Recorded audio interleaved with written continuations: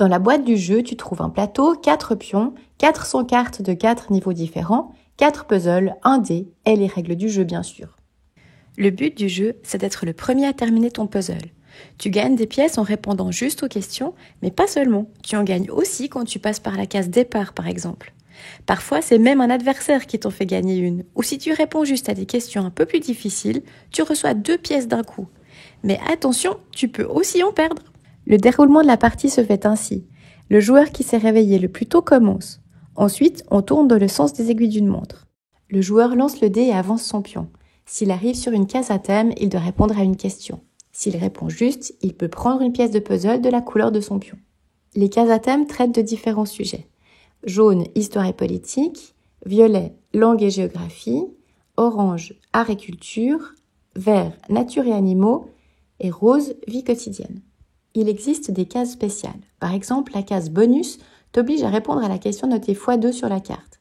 Généralement, elle est un peu plus difficile que les autres. Par contre, si tu réponds juste, tu gagnes 2 pièces de puzzle. Mais si tu réponds faux, tu en perds une. La case rejoue te permet de rejouer, mais seulement si ta première réponse est correcte. Donc si tu réponds 2 fois juste, tu gagnes 2 pièces de puzzle. La case passe ton tour est sympa. Tu passes ton tour en effet, mais si le joueur suivant répond correctement à sa question, tu gagnes une pièce. Ensuite, il y a des subtilités par rapport aux chiffres que tu tires avec le dé. Par exemple, si tu fais un 1 et que tu arrives sur une case à thème, tu désignes un adversaire qui répondra à ta place. Et en cas de réponse juste, les 2 joueurs gagnent une pièce de puzzle. Le 6 te permet soit de jouer normalement, soit d'intervertir ton pion avec celui d'un adversaire. Ça peut être utile pour prendre la place d'un joueur qui est proche de la case départ. Comme ça, tu remporteras une pièce lorsque tu passes dessus, et même 2 si tu t'y arrêtes. Après, on te donne encore des trucs pour rallonger ou raccourcir la partie, et même pour jouer à beaucoup plus que 4 personnes. Tu trouveras tout cela dans la boîte de jeu. Voici quelques exemples de questions, et tu verras que soit tu rigoles, soit tu apprends des choses, mais souvent c'est les deux en même temps. De quand date la boisson Sinalco ? 1875, 1905 ou 1945 ? Comment s'appelle le village le plus haut de Suisse ? Juf, Gif, Joff ou Jaff ?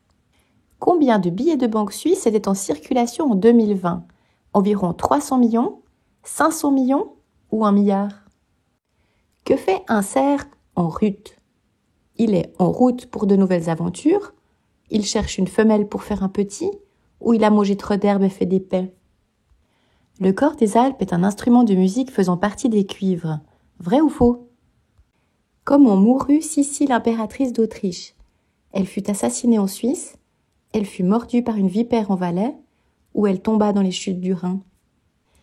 Si on te donne une niafe, que reçois-tu ?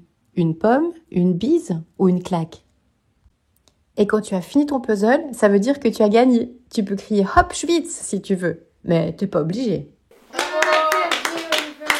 pas bien parce qu'on a joué. Top là. Non, on a aussi Cool, fait bravo, le t'étais puzzle. On a aussi